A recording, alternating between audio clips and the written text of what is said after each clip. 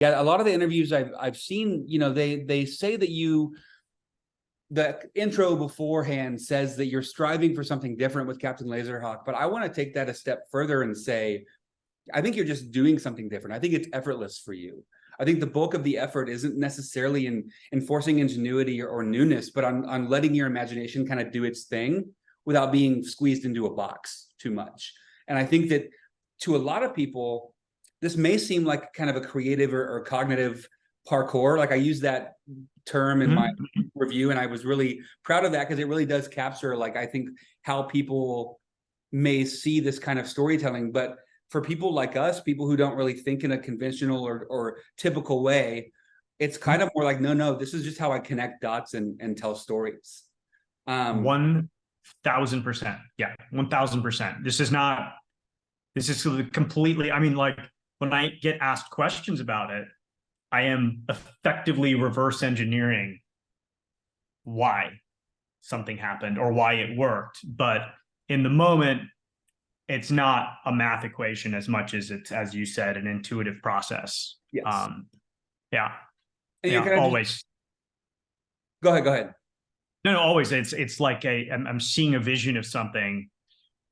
It's super clear. I'm excited about that vision, and then I'm just kind of walking towards it. Yeah. So, which is, in a way, why I'm kind of, I wouldn't say kind of checked out. Checked out's the wrong word, but there is a chillness to me over that, and I think that's because it almost feels like I'm channeling it versus coming up with it myself, right? It's not. It's like very different from like a craftsman who's like labored for years to make like a really special chair. Like I carved a chair out of a tree, and I've put this is like, it's like I'm just channeling it. It's a stream. It's kind of like a stream that you're jumping into. Right. It's almost like the universe is presenting it to me, and then I'm transcribing it. Versus, and then obviously, don't get me wrong, there's a lot of hard work to actually, and there's a bunch of micro decisions that happen, but even those, they're effectively channeled. So again, dude, Hayden, thank you. Yeah, you understand me. Absolutely. No, it's because I see how you tell stories. I'm like, we think so similarly. I'm just like, I totally understand why he would do this versus this, and then why, like, it probably didn't even occur to him to do something else. It's just like, no, this is how I tell this story, because this is just how I'm wired. And yes, I think it really lends itself to the organic nature of what you're doing, because it doesn't ever feel forced or contrived, I think. And I was reading in your interview with Steve over at Collider. I love that interview, by the way. Yeah. Well, I had a panic attack right after it. So I literally thought this was the worst interview I've ever done. This is me bombing another interview. What's wrong with you? And I was freaking out. It's like, basically it was like a day and a half, maybe almost 2 days of me in a full-on panic attack. And it didn't matter how much anybody said, there were people there who listened. They were like, dude, that was great. And I'm like, no, I don't feel great. I feel terrible. Yeah. But random aside, that nothing to, I'm sorry, I interrupted. No, it's, I just want you to know that from my perspective, you're one of my favorite people to interview. So, the reality on my end is different. Oh, dude, thank you. Thank you. I read in your interview with Steve that this concept kind of came to you in a kind of a series of images, and one of those images was Rayman. I really wanted to kind of dig into Rayman with you, because I think his arc is one of my favorites in the series, right? Because he's beloved celebrity, pretty brainwashed like everybody else, and then by the end, it's like he's not so brainwashed anymore, and he's kind of taking shit into his own hands. Did that arrive? Did the universe kind of present that to you as one package, or did you just know that Rayman's going to be kind of a critical part of this, and he's going to kind of undergo a pretty dramatic transformation? So, I mean, I guess this is all spoilers now, but the first image I had was Rayman with Tommy guns. Yeah, so good. the second image I had was Rayman effectively being the chief propaganda officer of the fascist regime that controls the region. And then the discovery process was, how do we connect the two? Yeah. And then that, was a function of, I've been in Hollywood now for at a pretty high-ish level, I would say, for about like 14, 15 years, 13 years? It's been over a decade, easy. Something like that. I don't mean high, sorry, that sounds a little douchey when I say at a high level, but like at a level where you're like peering behind the curtain, so to speak, right? So I've been around celebrity. I'm friends with celebrity. I engage with celebrity. I know the reality of celebrity when the camera is, when the camera isn't there. And the other thing that I found fascinating about being in this Hollywood ecosystem was the way television worked. Yeah. How it was so soundbite dependent, right? Yeah. Which now it's become headline, right? Like clickbait headline, but that's not a new thing. I mean, the old model was like, we need sound bites. Yeah. So very intelligent people would go on a late night talk show or some media outlet, and then they'll say something really intelligent, and then it'll get like boiled down into like a soundbite, right? Yeah. Tom Cruise, he's crazy and he jumped on a couch. Like, okay, why is this crazy? He's just literally jumped. Like, have you never jumped on a couch? Like, jumping on a couch is kind of cool, dude. Like, what is wrong with jumping on a couch? And how is jumping on a couch indicative of a dude being insane, right? Yeah. Like, excited, sure. Yeah.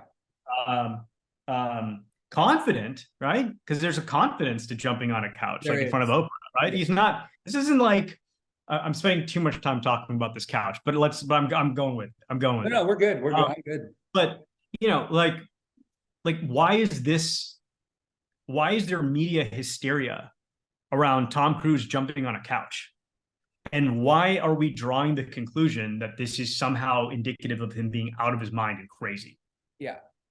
Like, I don't see the connections here. It's like a leap on logic and a leap on logic. But that narrative is sold through heartfelt emotion, right? Yeah. It's not, it's like, Tom, it's like this, the news person would go, Tom Cruise, you need help. Yeah.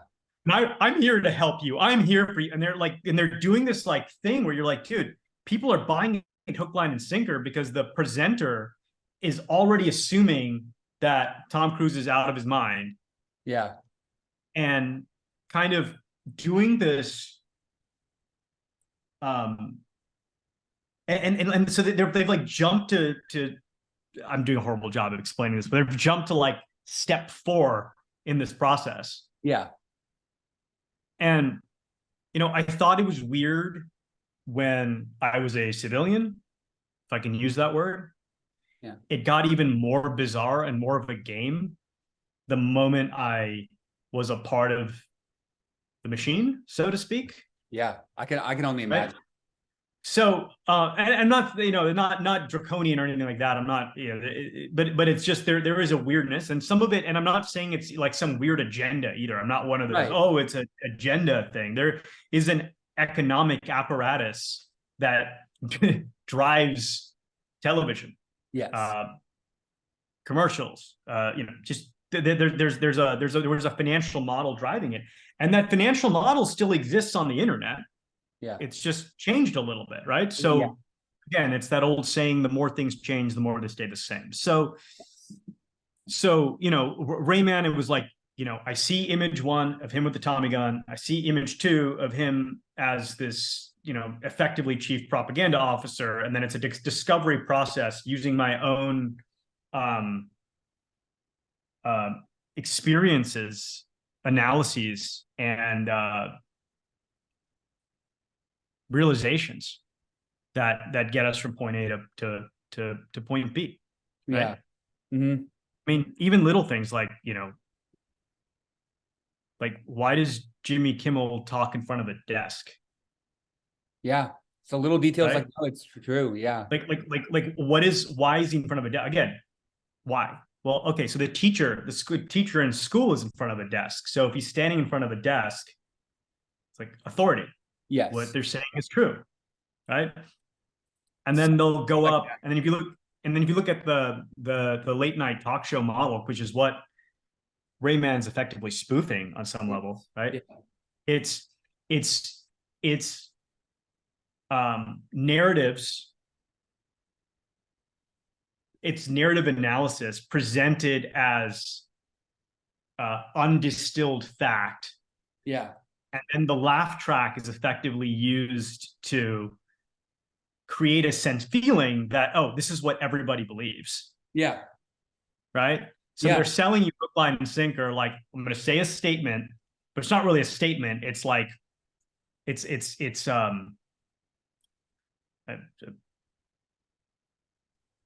I don't know the exact wording, but it's right. So again, but again, I'm not saying any of these things are like, I'm not saying there's a conspiracy. I'm not saying any of that. I'm just saying that's just kind of, it's evolved that way. Yeah. And, for better, for worse. And again, you can say that about a lot of the systems that,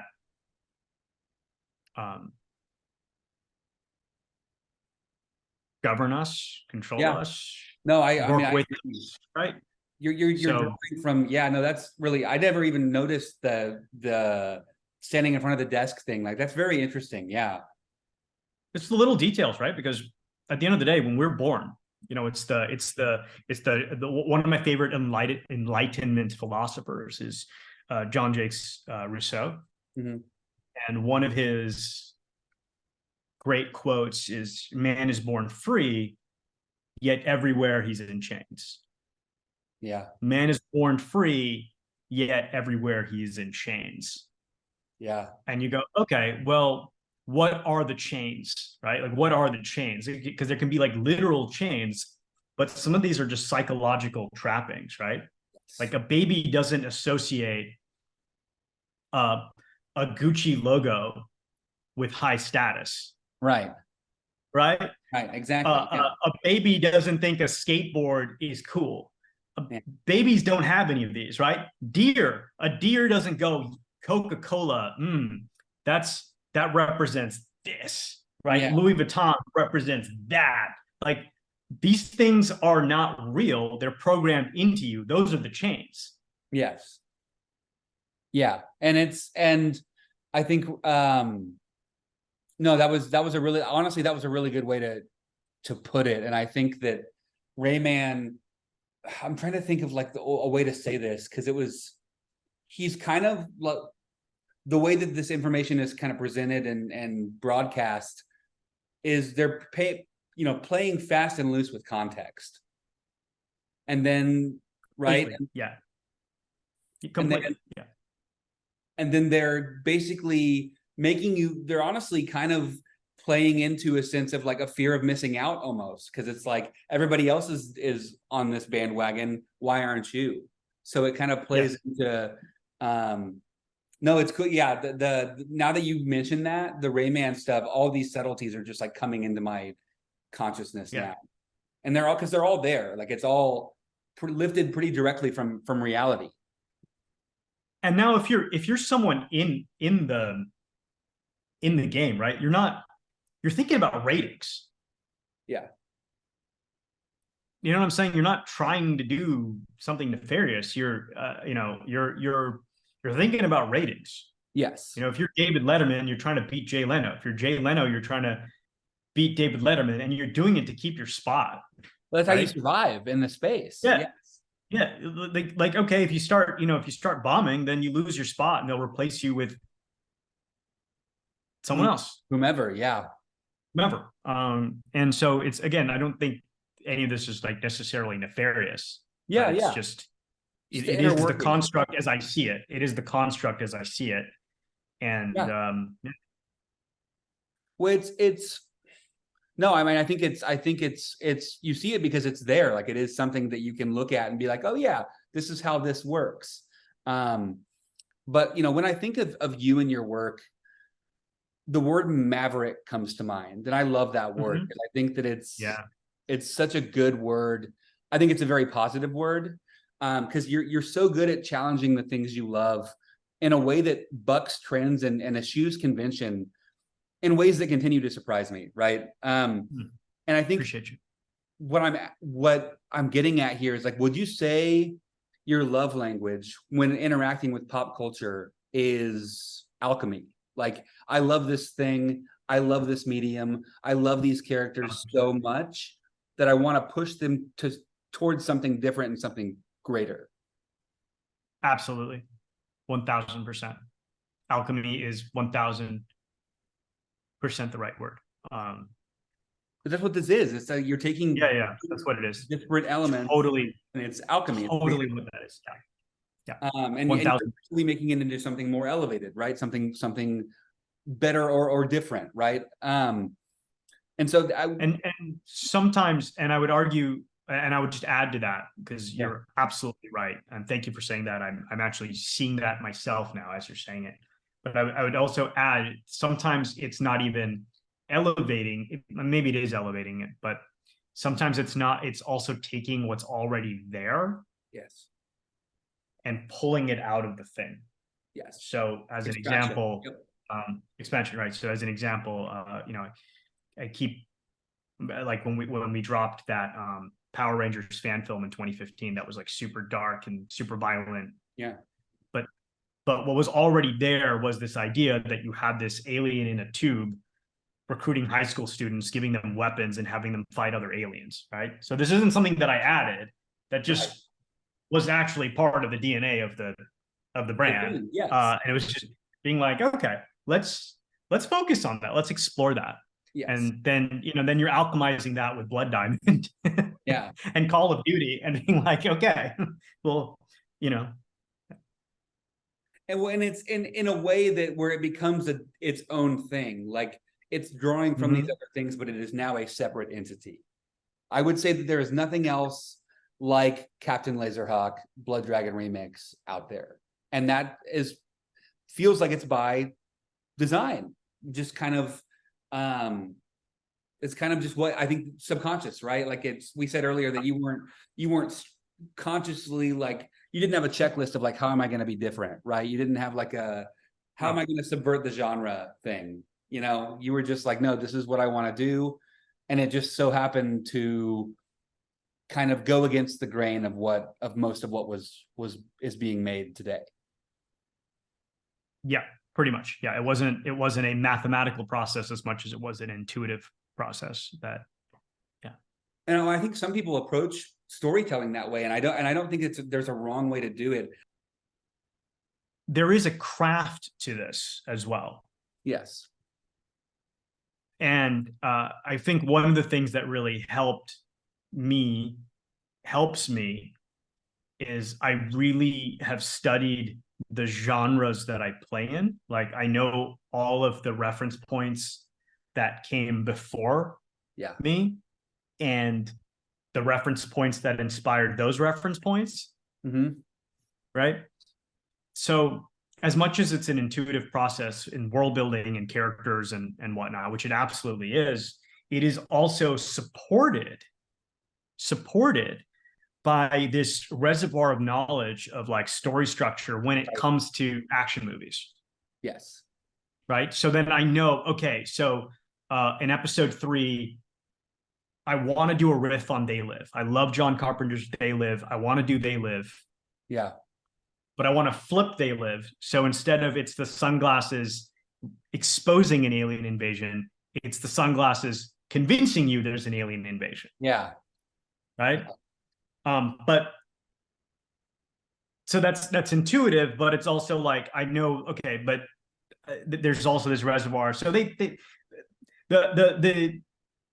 the reservoir ends up supporting the intuition. Yes. Yeah. No, it's not a nebulous thing that you're just plucking from. Like, you're drawing from knowledge and you know, information that you have collected over years of knowing about and of researching and loving these things. Yes. So it's grounded in that kind of undergirds all of it. Well, but I also feel like, when I was first starting out, like early, right? I didn't really understand screenplays. Yeah. And for me, the biggest learning curve was just reading a ton of screenplays. Yeah. Like, I was like, okay, I'm going to read, they're like, you need to do 10,000 hours to that's the get good at anything, that thing. I'm like, okay, I'm going to read like 10,000 screenplays. Yeah. Right. And anyways, so that was kind of extraneous information, but yeah. No, I'm loving every minute of this, man. This is all awesome for me. So how do you manage and you've talked about this a little bit, you alluded to it at least. How do you manage the, sometimes contradictory studio network mandated process while still honoring the inherent fluidity of your creative, of a creative endeavor? Oh, like how do you stay outside how do you stay in the lines but stay outside does that make sense, where it's like you got to stay in a lane? I do I don't know. I don't know. I don't know. Yeah, that was because I mean, again, I can address Laserhawk and just say Ubisoft couldn't have been more supportive. Yeah. Right, because I'm essentially, because I keep getting asked the question, like, was there anything off limits? Was there anything, that they said no to? And I'm like, well, first of all, just the fact that I felt safe enough to come to them with this concept. Yeah. Right. Just that alone, the fact that I felt safe enough to come to them with this concept means that this is like a super collaborative, super supportive environment around me at Ubisoft, right? Yeah. So they created this safe space, this safe bubble, this artist-friendly approach. And then, like literally part of my pitch is I'm going to take some of your mascots, Rayman, give them guns, and these cute rabbits, and make them kaiju. That was like once they said yes to that, and it wasn't like, it was like an enthusiastic yes. I mean, it was like, we will clear the path for you to do this. We love this. This is great. It was just off to the races. Now look, there's the scared little boy within me who was like, this is a lie. The plug's going to get pulled on this. It's just a matter of when, not if, right? Yeah. There's like that scared little boy, that insecure artist within me. But that's just trauma that needs to be healed. That wasn't the reality of the situation. Yeah. Right. So if anything, working with Ubisoft and having them sanction this, basically saying, look, we saw what you did with these short films. You subverted these big brands. We think they're really cool. We're going to let you do that here. Mm-hmm. That was just that process alone was healing me, right? That's healing the little boy who's like, oh, and whatever narrative, whatever story that little boy has, it got healed. Yeah. No, I mean, the way that I'm imagining it is they give you you're standing in a sandbox, right? With all your toys and stuff. And then when they say, you realize how big that sandbox actually is. For sure. For sure. And then you're just kind of overwhelmed with gratitude. And then you're just overwhelmed with gratitude over the fact that it's almost like the big older cool kid. Yeah. Coming over to your home, handing you all the coolest toys and saying, play away. Yeah. That'd be a dream. Yeah, like 12-year-old me, or like even younger, like 10-year-old me. If that would be like a highlight of my life. You know what I mean? Right. No, it's awesome. It's awesome. So then as an artist, then you show up to that. And then how do you show up to that? Right. Like, then you go, okay, I'm going to really take care of these toys now. Yeah. Right. I'm going to really take care of these toys. Yes, because they've given you the key to the kingdom, honestly, a little bit. Like they've given you the key to just go nuts with. Yeah, it's what's really interesting to me about this is that it shows me that because you felt safe and comfortable going to them with this, you actually like, I feel like the creative juices were flowing pretty freely because you were in a state of play. I was in a state of play, and I was also in a state of collaboration, because there was no it was, it was yes and yes and yes and then once, I didn't find Bobby Pills. Hugo Revon at Ubisoft called me and he's like, you have to meet Bobby Pills. They're the ones. So good. And and then once you get Bobby Pills in the equation, I mean, it was magic. It was magical. Yeah. Because, Mehdi is a fantastic director. Yeah. Right. There's so many ways that a project can go off the rails. Yes. But the penultimate way a project goes off the rails is through direction. Yeah. Right. And with Mehdi, we had like the best possible director, because and I'll say why he's the best possible director. Yeah. He didn't just do what was in the scripts. He wasn't like, oh, okay, cool, so I'll do exactly what's in the scripts and go home. He was like, how do we improve it? How do we upgrade it? How do we make this, how do we level it? How do we yes and this? Yes. Yeah. Right. And they made a series of choices. And then they come back to me, they're like, hey, we made this choice. And I'm like, okay, that's awesome. Also, how about this? And then also, how about that? And then all of a sudden, next thing you know, it becomes this even richer piece. Yeah. I mean, that's no great piece of art is made by just one person, right? It's a collaboration. It's multiple people. Yeah. No, and honestly, the art styles, I just loved how innovative this show felt with how it told its story. And I mean, there's, episode 4, I think, it's episode 4. There's a kind of a pixelated live action element to it that I thought was really, really cool. I think that's episode 4. Yeah. Yes. Yeah. It was Sarah and Laserhawk. I thought that was a really, really cool way. And I said all this in my review, but I just want to reiterate that it's like, it was cool that you're using the medium and to show and not tell, like to basically like, instead of like the whole like 10 years later thing, it's like, no, like how about in the present, they're pixelated live action people. And then in the past, it goes back to our regular scheduled programming information, right? Yeah. I just thought that was a really cool way to kind of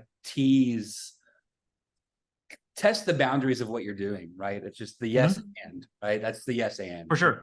About. For sure. And I think just even on the yes and of that, like it was so easy to cut that out. Yeah. It was so easy to cut that out, right? Because it incorporating live action into this project created a laundry list of logistical complications. Yeah. And it would have been just so easy to opt out of it and just say, look, great idea, but we can't do it. Right. And again, this is where I'm just grateful to Netflix for supporting it and allowing it to remain in the project. I think, I mean, I think to a certain degree, they realize that like, it won't work unless you just go all out with it, right? Like you can't kind of half-ass this kind of thing. You have to kind of, if you're going to go nuts with it, go fully nuts with it, right? Like go all the way out there with it. For sure. Well, I don't know if they realized that or not, but they definitely showed up in a way that indicates that they did. Or at least allowed me and Bobby Pills and the latitude to execute in a way that indicates that they believe. I mean, the whole thing just reflects this this experimental flair, this joy. Like the whole thing is just really, really, really cool. And it was a blast to watch. I watched it with some buddies, and they were like, "Holy shit, I have no idea where this is going." So, in like the best way, right? Because it's just like, it just keeps you guessing. It keeps you, for sure. Well, I feel like, you know, for people like us, and I'm saying like us because you and I are very, very similar. I can just tell by the way you're reacting to some of it, and just some of the stuff you've said offline. Yes. Oh, and I understand you. Yeah. You and I, so you and I have this pattern recognition thing going on. Yeah. We see patterns, we see trends. Yes. We see the house, but we also see the blueprint. Yeah. Yes. Right. Yes. Yeah. At the same time, almost. Yes. At the same time. So for me, whenever I'm watching, not whenever, a lot of times when I'm watching a movie or a TV show, right? I know where it's going. Yeah. I just know where, with a video game, I just know where it's going. So there's like this first, call it this first act. Yes. That's super exciting. It's new, it's different. And then you know where it's going, right? Yeah. And there's nothing wrong with that. There's nothing wrong with that. And I think that the trick to a lot of great cinema is the audience knowing where it's going, but throwing in a few surprises here and there, but really landing it emotionally. Yes. Right?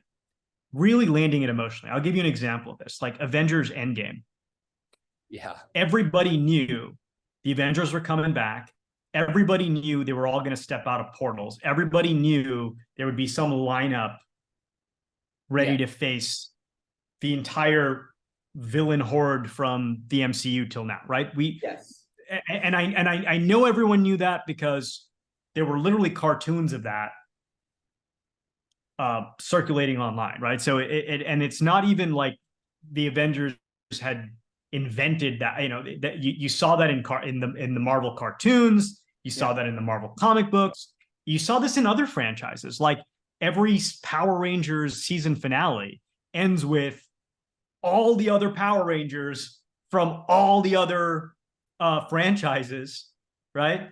Coming in together. They'll be like, look, oh my God, it's every Red Ranger ever coming to help us fight. Yeah. You know, and I think there's powerful mythology there because it's basically I think, look, why does it connect with the audience? Because it's tapping into this feeling, this inner truth that we have, that we are not alone. Yes. You didn't just materialize on this planet. You are part of a lineage. You are part of a legacy. Your ancestors did things for you to come here in this moment.